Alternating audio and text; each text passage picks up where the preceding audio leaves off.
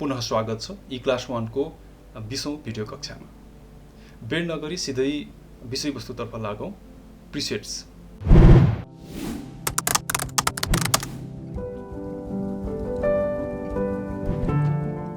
Preset मतलब पहिला नै सेट गरिएको। यदि इफेक्टको प्रिसेट भए इफेक्ट्स प्रिसेट्स हैन, यदि कलरको प्रिसेट भए कलर प्रिसेट्स अथवा अडियो प्रिसेट्स पनि हुन सक्छ। जे होस्, मिडिया फाइललाई छोटो समयमै मोडिफाई गर्न पहिले नै सेट गरिएको बेग्लै प्रयोजनका वा बेग्लै विशेषताका बेग्लै सेटिङहरूलाई प्रिसेट्स भन्छौं। जस्तै यहाँ हेरौं, इफेक्ट्स प्यानलमा माथि प्रिसेट्स लेखिएको बिन छ। यसभित्र पनि अरु सब बिनहरू छन्। यी सबै बेग्लै विशेषताका भिडियो प्रिसेट्स हुन्।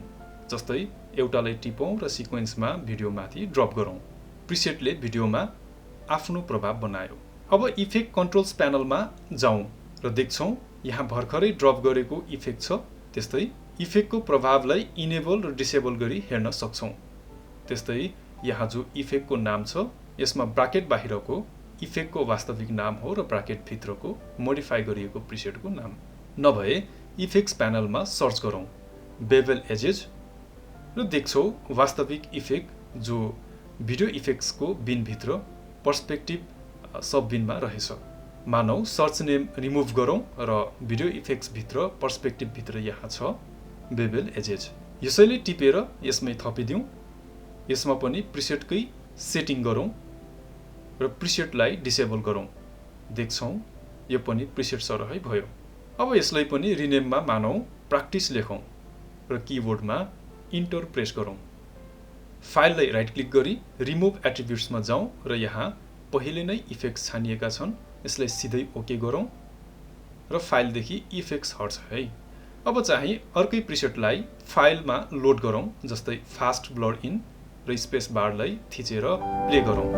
सुरुमा ब्लर र पछाडि पुनः सामान्य बन्यो। यसको मतलब यो प्रिसेट एनिमेट गरिएको छ। इफेक्ट कन्ट्रोल्स प्यानलमा हेरौं। यहाँ देख्छौं टगल एनिमेसन एक्टिभेट छ। यसलाई सारौं।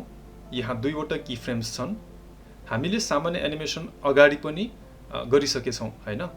खैर, यसमा प्रयोग हुने फास्ट ब्लरलाई पनि इफेक्ट्समा सर्च गरौं र पाउँछौं भिडियो इफेक्ट्स भित्र अब्सोलेट भित्र फास्ट ब्लर छ। यसलाई टिपौं र माथि ड्रप गरौं। यसमा हेरौं है, अघिल्लो की फ्रेममा ब्लरीनेस 127 छ। यसमा पनि त्यही राखौं र टगल एनिमेसन एक्टिभेट गरौं। अब यहाँ गो टु नेक्स्ट की फ्रेममा क्लिक गरौं र यसमा पनि 0 सेट गरौं। अब माथिको प्रिसेटलाई डिसेबल गरौं र हेरौं उस्तै छ हैन। यो त भयो भिडियो प्रिसेट। यसरी नै कलर प्रिसेट्स पनि छन् है, जसको अर्थ हुन्छ पहिले नै निर्धारित कलर सेटिङ वा इफेक्ट्स, जसलाई पछि फेरि चाहे अनुसार बदल्न पनि सक्छौं। त्यस्तै अब टेम्प्लेट्सलाई बुझौं। जो प्रिसेट थियो त्यो चाहिँ प्रोजेक्ट भित्रै कुनै इफेक्ट्सका सेटिङ्स पहिले नै सेट गरिएको भन्ने बुझ्यो भने समग्र सिक्वेन्स नै टेम्प्लेटमा पर्छ। एउटा फाइललाई मोडिफाई गर्ने प्रिसेट भयो है, तर प्रोजेक्टको एउटा सम्पूर्ण ढाँचा नै टेम्प्लेटमा पर्यो, जसलाई फेरि मोडिफाई गर्न पनि सक्छौं। टेम्प्लेटलाई प्री डिजाइन पनि भन्छौं है, अर्थात् पहिले नै डिजाइन गरिएको। जस्तै यो एउटा प्रोजेक्टको सिक्वेन्स हो। यहाँ टेक्स्ट छ, अडियो छ, भिडियो क्लिप छ र समग्रमा यसलाई टाइटल टेम्प्लेट भनौं। मानौ मसित यहाँ 4 वटा प्रोजेक्ट छन्। चारैवटा प्रोजेक्टका लागि अगाडि टाइटल चाहियो र मसित छुट्टा छुट्टै टाइटल बनाइराख्ने फुर्सद पनि छैन। या अल्छी लाग्यो भने म यही टेम्प्लेटलाई चारैवटा सिक्वेन्समा लोड गर्छु वा कपी पेस्ट गर्छु। त्यसपछि बाँकी सबै उस्तै छोडेर केवल टेक्स्ट मात्र बदल्छु। जस्तै एप्पल, बल, क्याट, डग।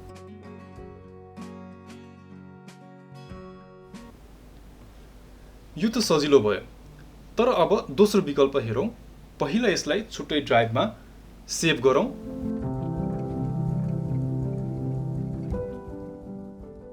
मेरो टेम्प्लेट यहाँ यसरी सेभ भएको छ किनकि यो टेम्प्लेटमा भिडियो र अडियो फाइल पनि प्रयोग भएका छन्। यसैले ती फाइललाई फोल्डर बनाएर सारौं। प्रिमियर प्रोमा फाइल्स अफलाइन भयो किनकि मैले भर्खरै यी फाइल्सका लोकेसन बदलेको थिएँ। अफलाइन फाइल लिंक गरौं त्यही लोकेसनमा गएर र अब ठीक छ। त्यसपछि यहाँ भएका अन्य सबै सिक्वेन्सहरू हटाउँछु। केवल टेम्प्लेट मात्रै छ। प्रोजेक्ट प्यानलमा पनि टेम्प्लेटमा प्रयोग हुने फाइल्सलाई राखेर बाँकी डिलिट गरेँ। यसरी मेरो टाइटल टेम्प्लेट तयार भयो। अब प्रिमियर प्रोलाई कन्ट्रोल एस ले सेभ गरौँ र क्लोज गरौँ। प्रिमियर प्रोलाई पुनः स्टार्ट गरेँ। दोस्रो प्रोजेक्ट ओपन गरौँ र अब हामी यहाँ फोल्डरमा भएका टाइटल टेम्प्लेटलाई प्रोजेक्टमा लोड गर्छौँ। लोड गर्ने थुप्रै तरिकाहरूबारे हामीले सुरुमै जानिसक्यौँ हैन। मैले यहाँ चाहिँ पिक एन्ड ड्रप वा ग्र्याब एन्ड ड्रप जे भने पनि गरेँ। तपाईँ देख्न सक्नुहुन्छ यहाँ लोड गरिएको हाम्रो टाइटल टेम्प्लेटले अघि पहिलो प्रोजेक्ट सिक्वेन्समा जस्तै काम गरेको छ। यसरी कुनै टेक्स्ट, कुनै टाइटल टेम्प्लेट वा कुनै एनिमेसन टेम्प्लेट होला वा ट्रान्जेक्सन ओभरले जस्ता थुप्रै टेम्प्लेटहरू हुन सक्छन् जसलाई हामी आफ्नो प्रोजेक्टमा लोड गरी कम समयमै र सजिलै प्रोजेक्ट सकाउन सक्छौँ।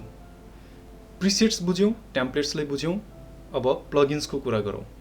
झट्टै बुझ्दा सफ्टवेयरमा हुने इफेक्ट्सका स्रोत अर्थात् सोर्सलाई भन्छौँ प्लगइन्स। जस्तै यहाँ अडियोका इफेक्ट छन्, त्यस्तै भिडियोका इफेक्ट्स पनि छन्, सबै प्लगइन्स हुन्। फरक यति न हो कुनै प्लगइन्स सफ्टवेयरसित आफै इन्स्टल हुन्छन् भने कुनै प्लगइन्स सफ्टवेयरमा हुँदैन र तिनलाई छुट्टै किनेर वा डाउनलोड गरेर सफ्टवेयरमा इन्स्टल गर्नुपर्छ। सफ्टवेयरसँगै आउने जो प्लगइन्स हुन्छ त्यसलाई चाहिँ फ्याक्ट्री प्लगइन्स भन्छौँ र अन्य कम्पनीले बनाएका र छुट्टै इन्स्टल गर्नुपर्ने जो प्लगइन्स हुन्छ त्यसलाई चाहिँ थर्ड पार्टी प्लगइन्स भन्छौँ। जस्तै यहाँ मसित रेड जायन्ट म्याजिक बुलेटको प्लगइन्स छ। यो थर्ड पार्टी प्लगइन्स हो किनकि यसलाई एडोबीले नभई रेड जायन्ट कम्पनीले बनाएको हो। थर्ड पार्टी प्लगइन्स किन आवश्यक पर्छ भन्ने प्रश्न उठ्ने होला हैन।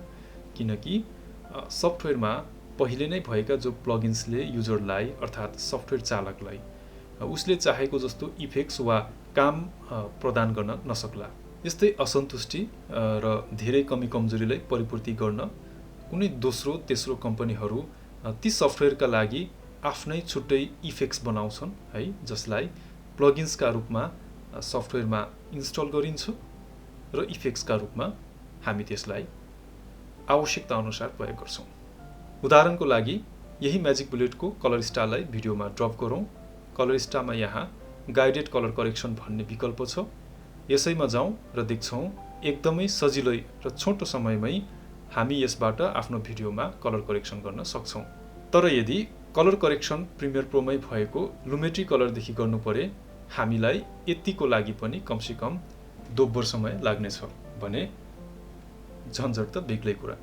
त्यति मात्र होइन, कलर स्टारमा पनि लुमेट्री कलरमा जस्तै कलर ग्रेडिङ गर्न पनि सकिन्छ। यसपछिको भिडियो कक्षामा हामी प्रिमियर प्रो भित्रका महत्त्वपूर्ण सेटिङहरूलाई जानिराख्छौँ जसले भिडियो एडिटरलाई वा सफ्टवेयरलाई हैन स्पिड प्रदान गर्न सक्यो।